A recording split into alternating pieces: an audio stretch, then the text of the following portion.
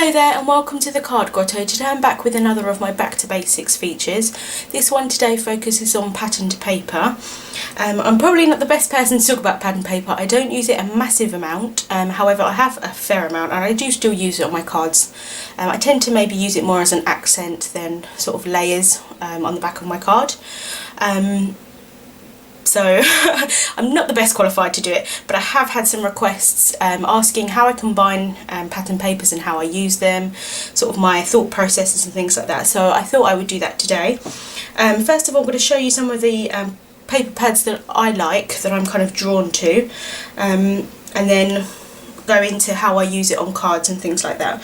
So I have a few different brands that I tend to jump to the most, one of them being Echo Park. I love their bright colours. They have quite, I guess, quite bright patterns. I don't know how, I'm not quite sure of the design term to use it. Quite bold patterns. As you'll see with a lot of these pads that I might show you, especially if they're double-sided, I tend to go for the opposite side of the paper that is generally the most bright, if that makes any sense.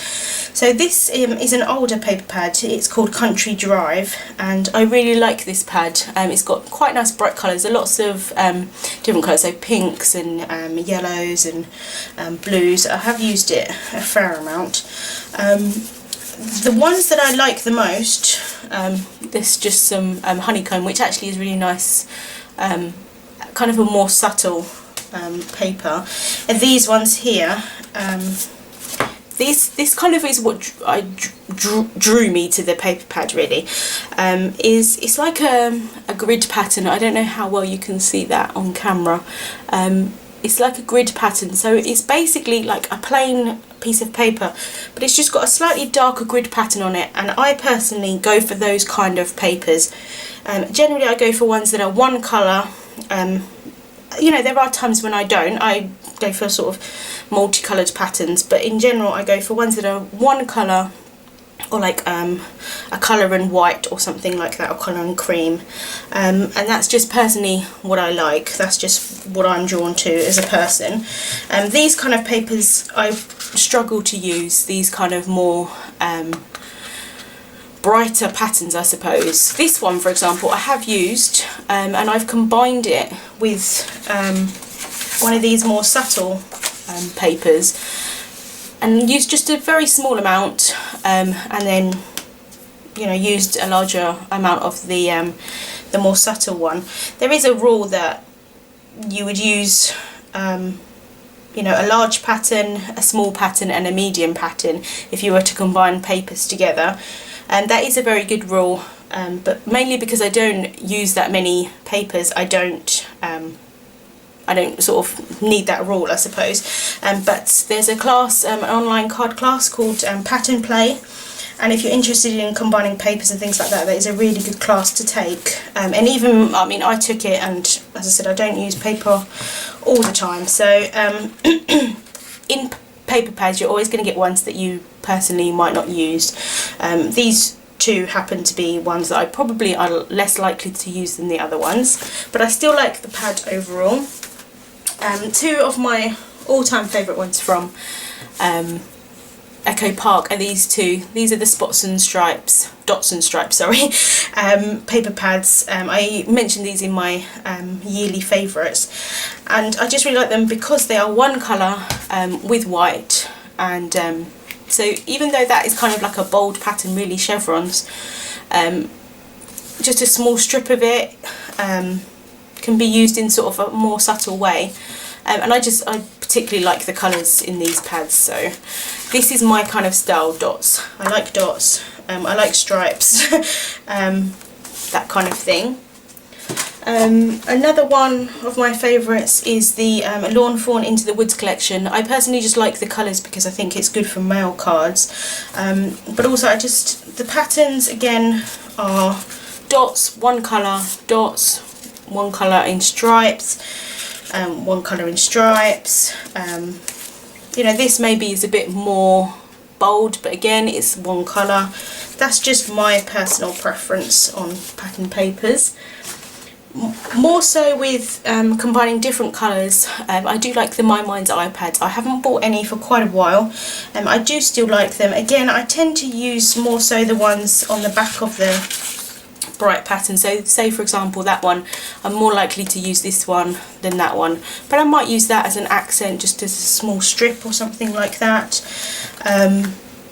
And the ones that you probably wouldn't think I would like, which are Doodlebug, they are very bright, very bold patterns, but I absolutely love the shade range of Doodlebug colours. And again, in here, same kind of thing. They do still have ones, you know, bright ones, but they have other ones more subtle. Like this is a really tiny polka dot on a green paper, you know, brown, a stripe on blue, and you know, things like that that I'm more likely to use, and I'll use the bolder patterns in a very small way. So I thought I would show you how I've used it on some of my cards.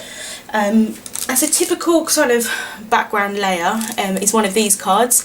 This is Echo Park paper, and I've used this dots because it's kind of a subtle, for me it's a subtle paper, and then I've used this sort of flags one just as an accent, and it's got a lot of different colours in it, but the blue matches the blue of the paper. If I'm going to combine papers, I will use the same paper pad. In general, you know, if there isn't another one in there that you really like, I would still stick with the same company because they're more likely to have the same shade of colours. So like Doodlebug will have the same shade of blue in most of their paper pads, or the same with Echo Park in particular. And My Mind's Eye has a particular shade of aqua that I can't find anywhere else apart from My Mind's Eye, so I would combine in that case in a different paper pad. In general, I go with the same paper pad.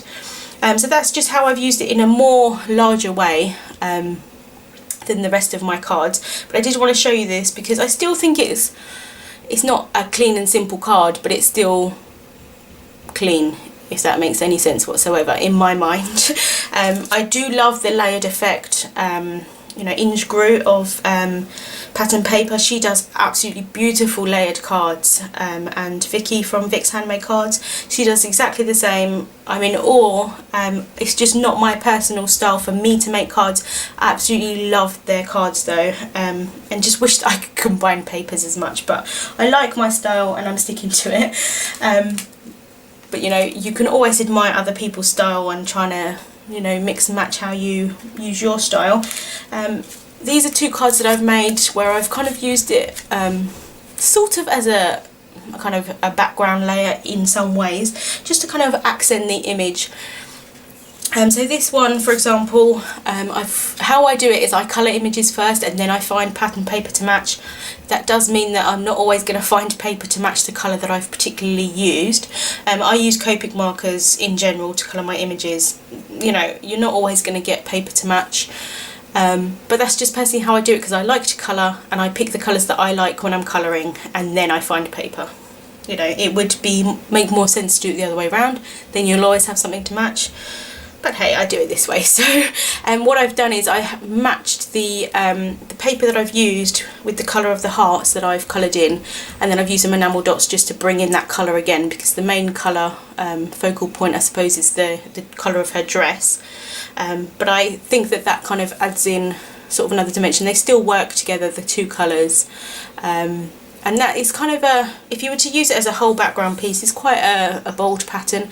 Just as a tiny little accent here at the bottom, I think it's quite subtle.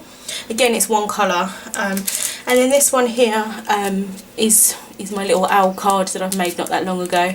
The way I coloured the image was that I used some blue as a background. So I matched the blue for the bottom of the paper, and then I added a bit of green, and I used brown because it's kind of more like a woodland feel, I suppose. So sort of, you know, blues for the sky, and then wood kind of colours, the browns, and then the greens of the grass. So that's just how I personally have done it, and I think that works quite well. Another way to use it is like in a really subtle way. So I've die cut the hello here, and then through the inside layer, I don't know if you can see that, is the pattern paper, and that's just a really simple way of using it. But I think it is a nice way. And I mean, obviously on camera it's a bit more difficult to see, but on close up you can see that that's a spotty paper underneath, and I think it just, I don't know, I just quite liked it instead of, you know, like a plain cardstock. Another way is to just do it in, as I say, in small sort of layers, in strips. This, I've kind of used the process of a large pattern, you know, a medium pattern and a small pattern. That's just happened to be those particular papers. So I've matched, you know, the green. It's not the same kind of shade of green, but it's a green. You know, like the red and the yellow here, and I think that matches quite well. And then this is again a large pattern, but I've kind of done it as a background, so that's the focal point of the card. Maybe if I'd done it with an image then it would have been too much, but here I think it works quite well. I've stamped the greeting on another pattern paper that is a very subtle print. It's barely much at all, and I think that works quite well again. And then some cards that I've used the pattern paper as an accent. So as opposed to an image or something like that, I've used the pattern paper as an accent piece. This one I've combined lots of different pattern papers. They are all from the same pack. It's the Into the Woods by Lawn Fawn, and so they all match together. And I've just picked out one of the accent colours, the orange, and I've used that as colour of the base of my card, and then the thanks sentiment as well, and it just brings that main colour into it, whereas the rest of them are all sort of bluey aquary colours. And then again, as a focal point, I've used the pattern paper here. Again, I've combined 3 different patterns. They're all very subtle patterns though. You've got the stripes, you've got the little dots, and then the stripes going the other way. It's just, instead of using an image, I've used that as my focal point. And then again on these 2 cards here, again I've used them more as a focal point. Again, I've combined sort of a larger pattern. It's not actually a large pattern, but to me it is because it's different colours. But I've taken the purple from the how I've cut on the butterfly on that paper and used that as my base layer. So they do match. This is Doodlebug. That's the great thing, especially with Doodlebug papers, the colours match.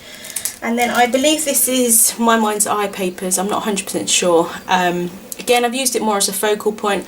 I've used a smaller pattern.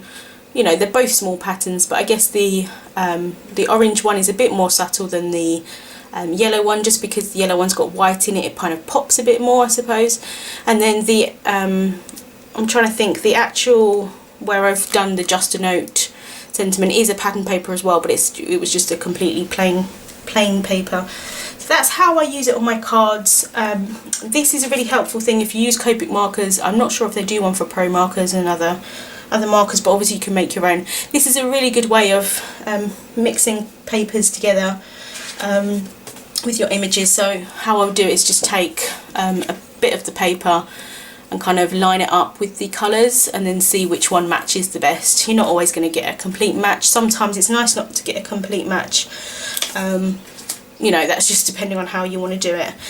So that's how I mainly use pattern papers. I hope that has helped some of you that has asked me to do this video, and also just in general my kind of design process and things like that. Thank you so much for watching, and I'll see you soon.